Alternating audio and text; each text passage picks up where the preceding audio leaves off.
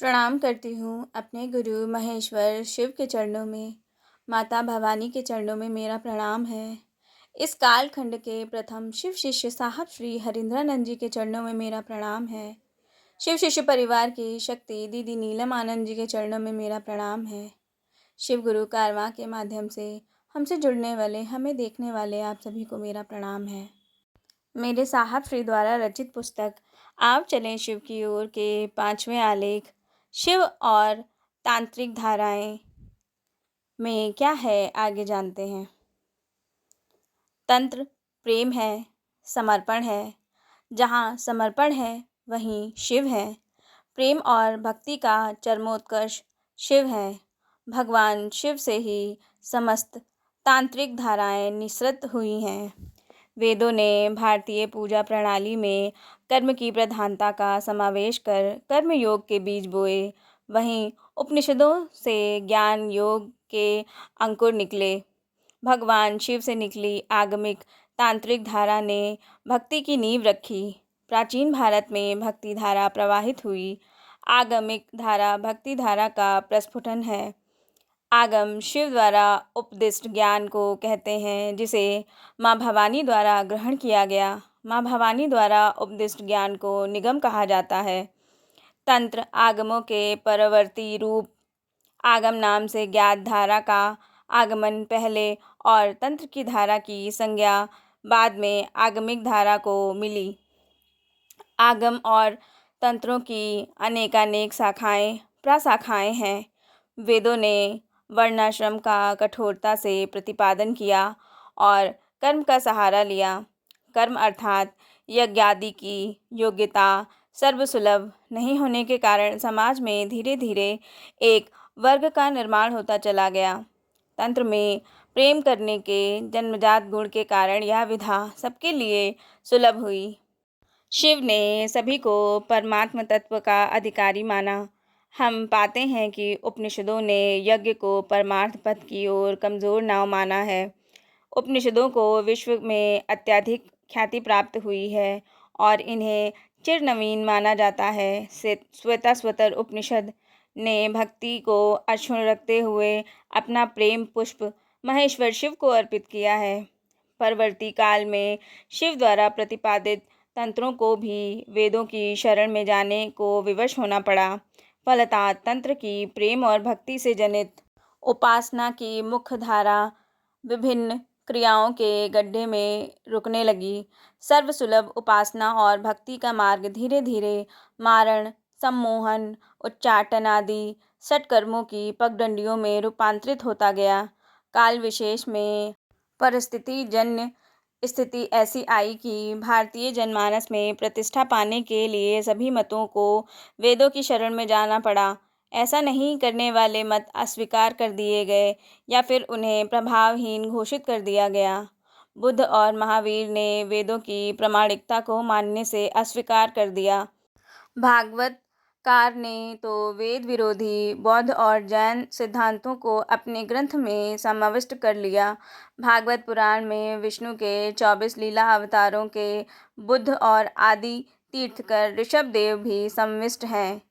प्राचीन भारत में शिव भक्ति परंपरा के पाशुपत मत और विष्णु भक्ति परंपरा के पंचरात्र मत थे। पंचरात्र मत की दो शाखाओं में श्री कृष्ण और पुरुषोत्तम श्री राम प्रतिष्ठित हुए हैं। यह निर्विवाद रूप से माना जा सकता है कि आगमों में परवर्ती रूप तंत्र में अन्य कारणों के साथ साथ वैदिकीकरण के कारण भी विशाल कर्मकांड ने प्रवेश पा लिया। कालांतर में तंत्र में काम, इच्छा तथा अर्थ, धन संपत्ति के समावेश में भारतीय जनमानस ने इसे सर्वग्राह्य नहीं माना।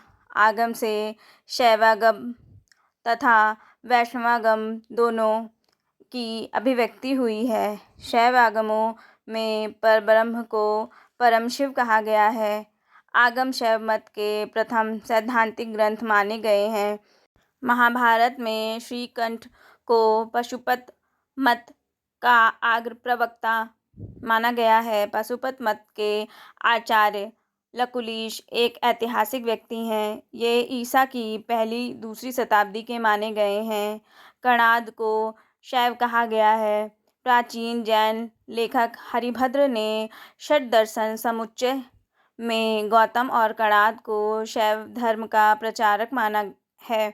न्याय दर्शन के भारद्वाज को स्पष्ट रूप से पशुपताचारी कहा गया है। शिवोपदिष्ट आगम शास्त्र का उद्घोष है कि इनका अवलंबन करने से एक जन्म में भोग और मोक्ष प्राप्त होता है। आगमों का विषय तंत्र है और तंत्र में कौल साधना परवर्ती काल में प्रधानता को प्राप्त की हुई। कुंडलिनी साधना तंत्र का प्रमुख अंग है। महाभारत के अनुशासन पर्व में पहली बार लिंग पूजा का उल्लेख मिलता है। सैंधव सभ्यता के पश्चात पतंजलि के काल तक लिंग पूजा का उल्लेख नहीं मिलता। लिंग पूजा का अनार्य से अधिक संबंध था। महाभारत में उपमन्यु के उपदेश में उन्नत जातियों द्वारा इसे ग्रहण करने की अंतिम अवस्था का चित्रण है। यह स्पष्ट है कि तांत्रिक जगत ने मध्यकाल में अपने मत को वैदिक और औपनिषदिक सिद्ध करने की पूरी शक्ति लगा दी।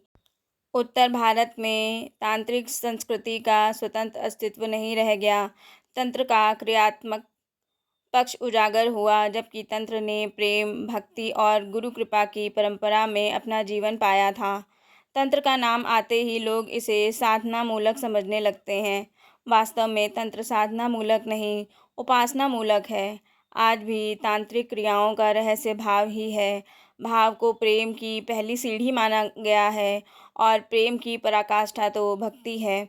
यह प्रेम पुष्प की सुरभि है। रुद्रायमल तंत्र का स्पष्ट निर्देश है। भावेन लभते सर्वम, भावेन देवदर्शनम, भावेन परम ज्ञानम, तस्मात् भावानुलभम। इसी प्रकार विश्वसार तंत्र ने मोक्ष मूलम गुरु कृपा का उद्घोष किया। महानिर्वाण तंत्र में नमः सद्गुरुवे तुभ्यम भुक्ति मुक्ति प्रदायिने कहकर गुरु कृपा को सर्वोच्च माना है। तंत्र की मान्यता है कि तृप्ति भोग में है। इसमें जीवन और जगत को मिथ्या नहीं कहा गया है। जीवन और जगत के प्रति आकर्षण के कारण मनुष्य भोगालिप्त होता है। तंत्र ने कहा है कि सद्गुरु की कृपा से जब मनुष्य में शिव और शक्ति के प्रति आकर्षण उत्पन्न हो जाएगा तो भोग व्यक्ति को बांध कैसे सकेगा। तंत्र मनुष्य के जगत के प्रति स्वाभाविक प्रेम को शिव और आदि शक्ति के प्रति प्रेम में रूपांतरित करने की विधा है। यहाँ प्रवृत्ति से प्रवृत्ति की निवृत्ति का प्रतिपादन करता है। तंत्र ने भोग में लिप्त रहने के उद्देश्य का कभी प्रतिपादन नहीं किया। तंत्र की मान्यता है कि उपदेश सुनते ही वासना का त्याग दुष्कर है। किसी सरकारी अधिकारी द्वारा सरकार से प्राप्त कार्यालय, वाहन, आवास आदि का भोग इसका उदाहरण हो सकता है। वह अधिकारी सरकारी सुविधाओं को भोगता तो है, किंतु उन सामग्रियों का नष्ट होना उसे व्यथित नहीं करता। इसके विपरीत की स्थिति में योगी भर्तृहरि ने ठीक ही कहा है, भोगा न भुक्ता वयमेव भुक्ता, अर्थात भोग हम नहीं भोगते अपितु भोग ही हमें भोगता है। तंत्र अपनी उक्त प्रक्रिया में सद्गुरु की शरणागति अनिवार्य मानता है। तंत्र जगत ने शिव को सर्वश्रेष्ठ गुरु माना है। योग परंपरा में भी अद्वैतवादियों की तरह शिव को आदि गुरु माना गया और योगेश्वर कहा गया। आदि शंकराचार्य एवं सभी महान वेदांती शैव थे।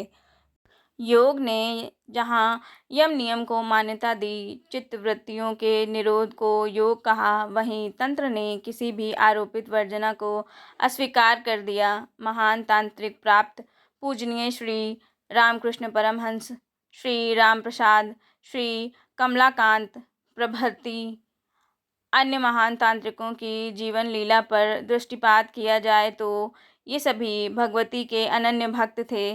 प्रारंभिक दौर में तांत्रिक क्रियाकलापों से इनका जुड़ाव दिखता है, किंतु इनकी जीवन शैली से माँ भवानी के प्रति प्रेम, समर्पण और भक्ति की सुरभित निर्झरणी सतत प्रवाहित है।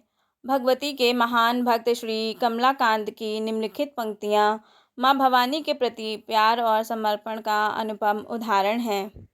शकली तुम्हारी इच्छा इच्छामयी तारा तुम्हार कर्म तुम्ही करो माँ, लोके बोले करी यामी। पंके बद्ध करो करी, पंगुरे लगाओ गिरी, कारे दाओ माँ ब्रह्मपद, कारे करो अधोगामी। आमी यंत्र तुम्ही यंत्री, आमी घर तुम्ही घरनी, आमी रथ तुम्ही रथी, जे मन चलाओ तेनी चली। जिस प्रकार प्रेम जाति वर्ण संप्रदाय के बंधनों को नहीं मानता, उसी प्रकार तंत्र और उसकी शाखाओं में भी ये वर्जनाएं आरोपित नहीं हैं। वस्तुतः शिव और आद्या शक्ति से प्रेम तंत्र है। प्रेम तो जन जन के पास सहज सुलभ है। प्रेम मनुष्य के पास है ही तो फिर वर्जनाओं की दीवार क्यों खड़ी की जाए। कबीर साहब ने ठीक ही कहा है, जहाँ प्रेम तहाँ नियम नाही, तहाँ न बुद्धि व्यवहार। प्रेम मगन जब मन भया, कौन गिने तिथिवार। आज आध्यात्मिकता के रेशमी वस्त्र में कतिपय तांत्रिकों में पनप रही व्यक्तिगत सुख और अर्थोपार्जन की दूषित मनसा तंत्र जगत के लिए अभिशाप है। ऐसा आचरण शिव की रक्ताभ आँखों का कोपभाजन होने का प्रयास है। शायद ऐसे लोग भूल बैठे हैं कि भगवान शिव महाकाल और महाभैरव भी हैं। शिव सतनाम। नमो रुद्राय नीलाय भीमाय परमात्मने कपद्रुने सुरेशाय वेमकेशाय वै नमः। वृषभध्वजाय सोमाय सोमनाथाय संभवे दिगंबराय भार्गवाय उमाकांताय वै नमः। तपोमयाय भव्याय शिवश्रेष्ठाय विष्णवे व्यालप्रियाय व्यालाय व्यालानां पतये नमः। महीधराय व्याघ्राय पशूनां पतये नमः। पुरांतकाय सिंहाय शार्दूलाय मखाय च। मीनाय मीननाथाय सिद्धाय परमेष्टिने कामांतकाय बुद्धाय बुद्धीनां पतये नमः। कपोतकाय विशिष्टाय शिष्टाय सकलात्मने वेदाय वेदजीवाय वेदगुहाय वै नमः। दीर्घाय दीर्घरूपाय दीर्घयार्थाय विनाशिने नमो जगत्प्रतिष्ठाय वयम्रूपाय वै नमः। गजासुर महाकालांध का सुरभेदिने नीललोहित शुक्लाय चंडमुंडप्रियाय च। भक्तिप्रियाय देवाय यार्ते ज्ञानाव्ययाय च। महेशाय नमस्तुभ्यं महादेव हराय च। त्रिनेत्राय त्रिदेवाय वेदांगाय नमो नमः। अर्थाय चार्थरूपाय परमार्थाय वै नमः। विश्वभूपाय विश्वाय विश्वनाथाय वै नमः। शंकराय च कलाय कलावय रूपिणे। आरूपाय विरूपाय सूक्ष्म सूक्ष्माय वै नमः। शमशानवासिने भूयो नमस्ते कृतिवासे। शशांकशेखराय येशाय योगभूमिशयाय च। दुर्गाय दुर्गपराय दुर्गा वै वशाक्षिणे। लिंगड रूपाय लिंगाय लिंगानां पतये नमः। नमः प्रलय रूपाय प्रणवथाय वै नमः। नमो नमः कारण काराणाय मृत्युंजयात्म भवस्वरूपिणे। श्रीत्रयंबक कार्यासित कंठ सर्व गौरीपते सकल मंडल गल हेतवे नमः। ये शिव सतनाम स्कंद पुराण से लिया गया है। इसमें शिव के विभिन्न स्वरूपों की स्तुति की गई है। शिव गुरु कारवां के माध्यम से हमसे जुड़ने वाले, हमें देखने वाले आप सभी से मेरा अनुरोध है कि हमारे वीडियो को लाइक करें, शेयर करें और हमारे चैनल को सब्सक्राइब करें।